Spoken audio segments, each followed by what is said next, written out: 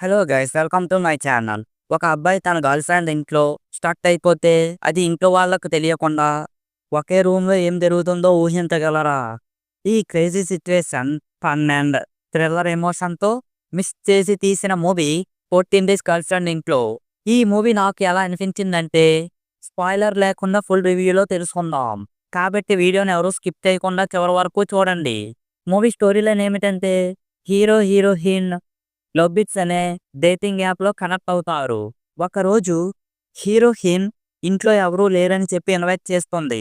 కానీ మరుసటి రోజు ఇంట్లో వాళ్ళంతా తిరిగి వస్తారు. ఇప్పుడు హీరో దొరికిపోకుండా ఎలా తప్పించుకున్నాడు అన్నది మూవీలో చూసే తెలుసుకోవాలి.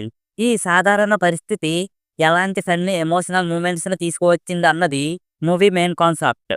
ఒక సింపుల్ ఐడియాని ఫన్ అండ్ థ్రిల్తో మిక్స్ చేసిన సినిమా ఇది. ఫస్ట్ హాఫ్ అయితే ఫన్ రొమాన్స్ బిల్డప్ పై ఫోకస్ పెట్టారు.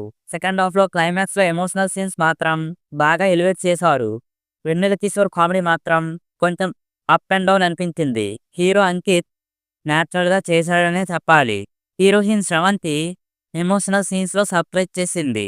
వెన్నెల కిషోర్ కామెడీ సీన్స్ కొన్ని బాగున్నాయి, కానీ ఇంకా బాగా నవ్వించలేదనే చెప్పాలి.